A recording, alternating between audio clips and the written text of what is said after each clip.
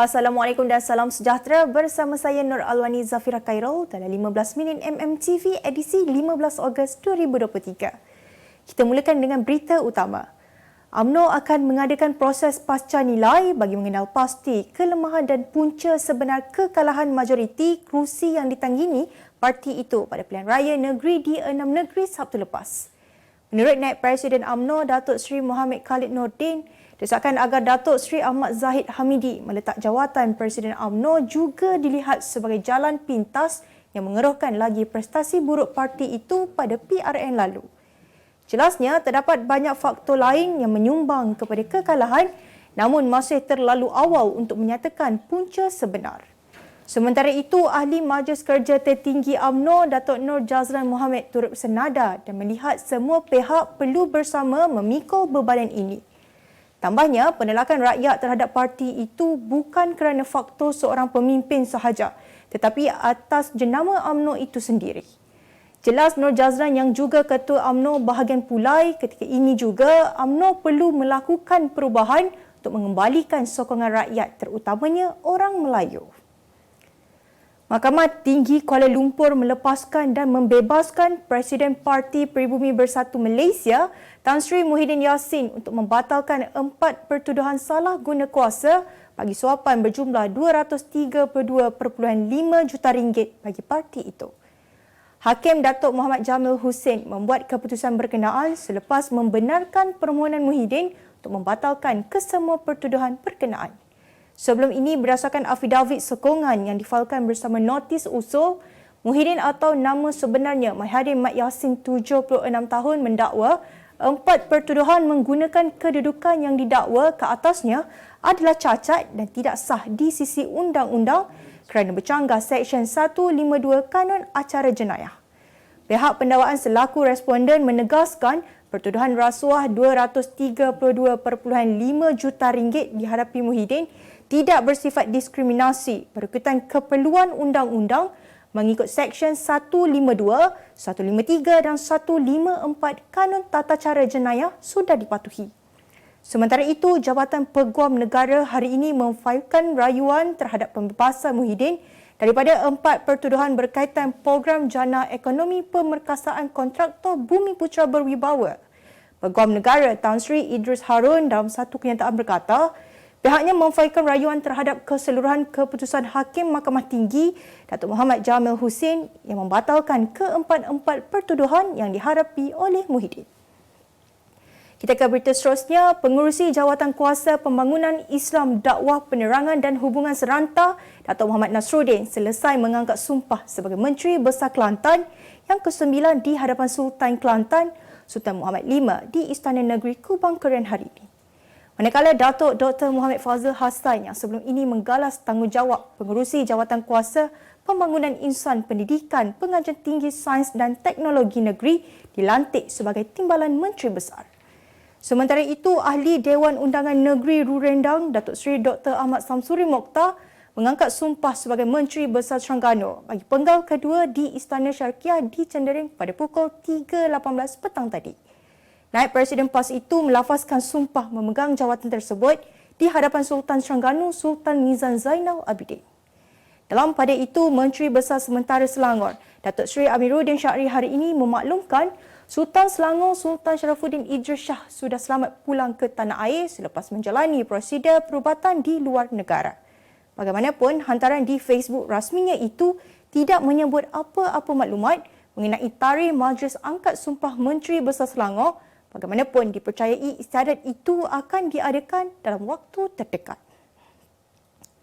Polis Diraja Malaysia akan memanggil Menteri Besar Kedah Datuk Seri Muhammad Sanusi Mat Noor berhubung isu mempamerkan kertas undi semasa pilihan raya negeri 6 negeri Sabtu lalu. Ketua Polis Negara Tan Sri Razaruddin Husin berkata, pihaknya menjalankan siasatan mengikut Akta Kesalahan Pilihan Raya selepas menerima laporan berkaitan kejadian tersebut. Jelasnya, pihaknya akan siasat apa sahaja laporan yang diterima. Bagaimanapun, keputusannya untuk mendakwa terletak kepada Peguam Negara.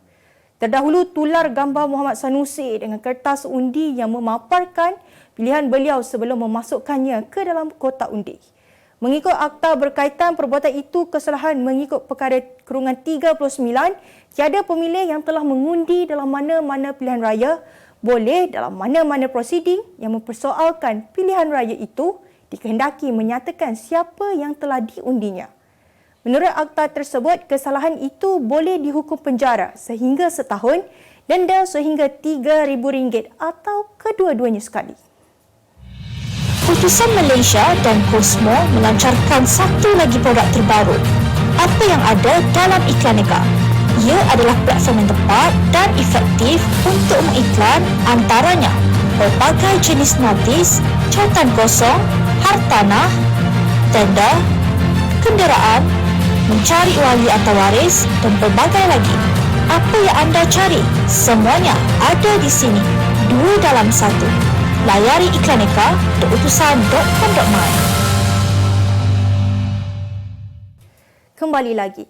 Pelajar Universiti Awam yang layak menerima bantuan subsidi pembelian tiket penerbangan bagi laluan domestik antara Semenanjung, Sabah, Sarawak dan Labuan akan menerima baucer digital bernilai RM300 untuk membeli tiket perjalanan masing-masing. Kementerian Pengangkutan berkata baucer digital yang berperanan sebagai kredit Shell itu akan dikeluarkan oleh syarikat penerbangan terlibat seperti Malaysia Airlines termasuk Maswings dan Firefly selain Air Asia Batik Air dan My Airline. Bagi pelajar yang tidak layak, mereka boleh membuat semakan dan rayuan kepada Kementerian Pendidikan Tinggi melalui universiti masing-masing.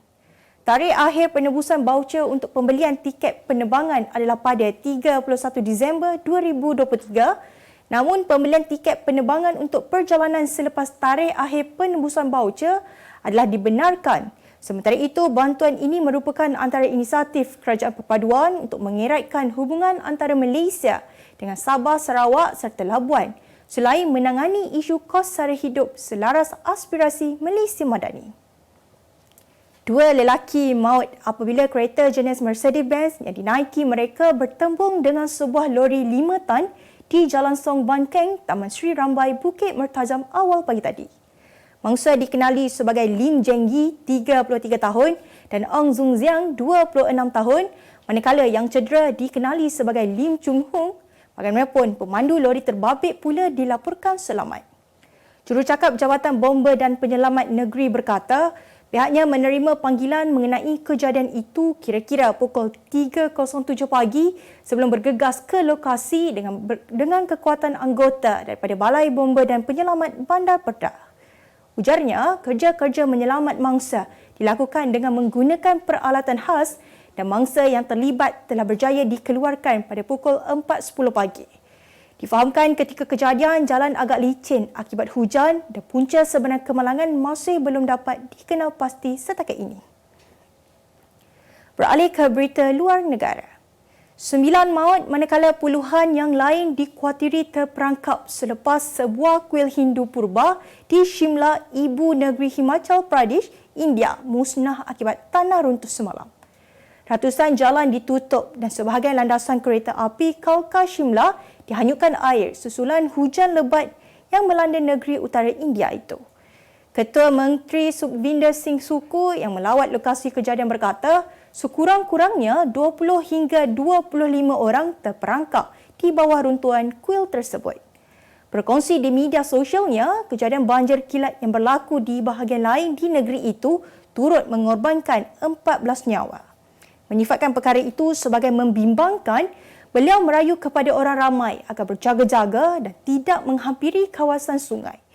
Terdahulu, video yang dikongsi di media sosial sejak beberapa hari lalu menunjukkan banjir kilat yang berlaku mengakibatkan kenderaan dan bangunan dihanyutkan air sungai selain pelancong terkandas akibat penutupan jalan. Seorang wanita di wilayah Jambi, Indonesia membuktikan kesetiaannya cintanya dengan mengahwini kekasihnya ketika lelaki itu menjalani hukuman penjara. Berdasarkan klip video tular di media sosial yang dikongsikan seorang pegawai perhubungan awam Polis Jambi, pasangan pengantin itu pada awalnya dilihat menuju ke masjid untuk melangsungkan pernikahan pada 4 Ogos lalu. Mereka turut ditemani ibu bapa masing-masing dengan ibu pengantin lelaki dilihat tidak berhenti mengalirkan air mata. Sementara itu, pengantin perempuan yang mengenakan persalinan pengantin mengikut adat Sunda pula dilihat begitu anggun dan tenang. Selepas pasangan tersebut sudah sah menjadi suami isteri, wajah mereka terpancar kegembiraan dan kelegaan. Video tersebut menerima pelbagai komen daripada netizen, malah ramai mendoakan kebahagiaan mereka. Kemas kini pengetahuan anda tentang isu ekonomi dan pasaran. Merangkumi sektor hartanah, perniagaan, keuangan, komoditi, IKS, halal niaga dan dunia korporat. Sentiasa ikuti perkembangan ekonomi semasa di dalam dan luar negara. Semua informasi terkini hanya di hujung jari. Dapatkan edisi ringgit setiap Isnin hanya di Akhbar Utusan Malaysia.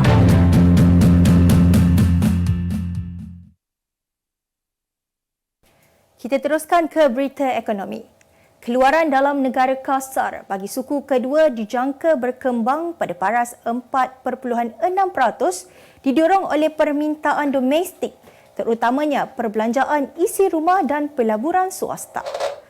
Bercakap kepada Utusan Malaysia, Ketua Ekonomi dan Kewangan Sosial Bank Muamalat Malaysia Berhad, Dr. Muhammad Afnizam Abdul Rashid berkata, proses pembukaan ekonomi menyaksikan peningkatan memberangsangkan dalam kemasukan pelancong asing iaitu 293.6% dan 131.3% pada April dan Mei lalu kepada 1.54 juta orang dan 1.55 juta orang.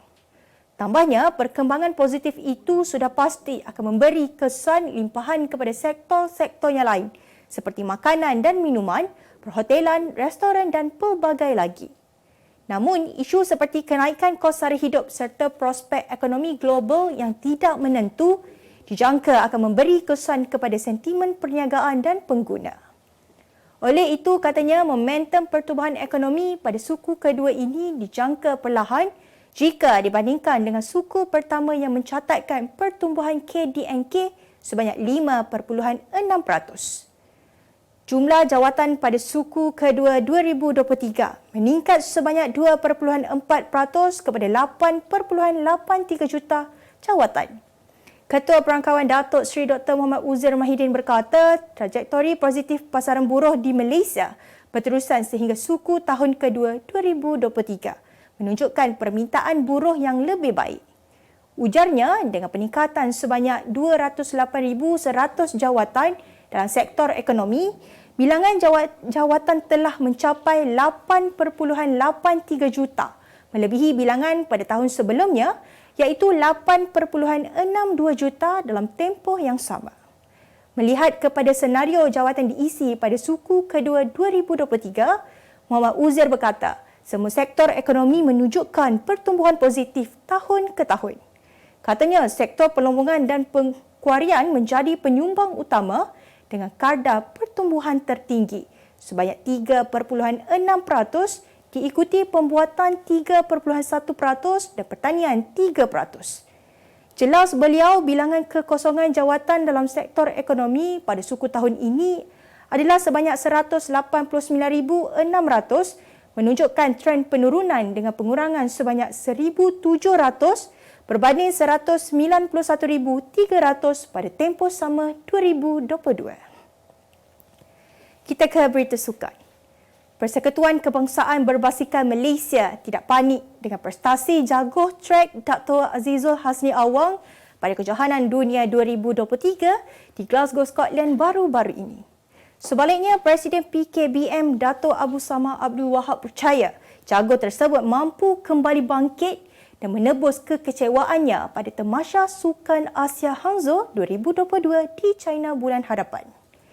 Dengan penampilan terakhir pada Kejohanan Dunia, Azizul Hasni yang juga juara Keirin Dunia edisi 2017 menoktakan misinya dengan menduduki tangga ke-9 dalam acara Keirin dan pecut individu.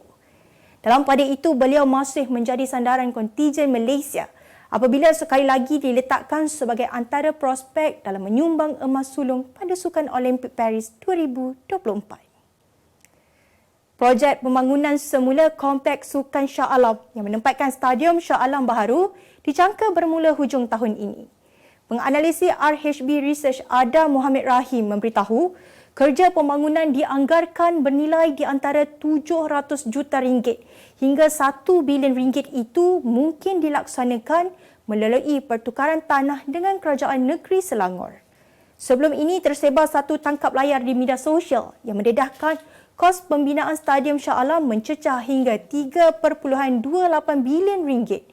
Namun bagaimanapun Menteri Besar Selangor Datuk Seri Amiruddin Syahri menjelaskan angka 3.28 bilion ringgit itu adalah hanyalah cadangan daripada pihak pemaju sahaja dan kos pembinaan masih kekal di antara RM800 hingga RM900 juta seperti yang telah dimaklumkan tahun lalu. Sebagai penutup 15 minit MMTV hari ini, saksikan laporan cuaca esok Rabu 16 Ogos 2023. Jangan lupa dapatkan akhbar utusan Malaysia dan Kosmo untuk berita-berita terkini dan menyeluruh.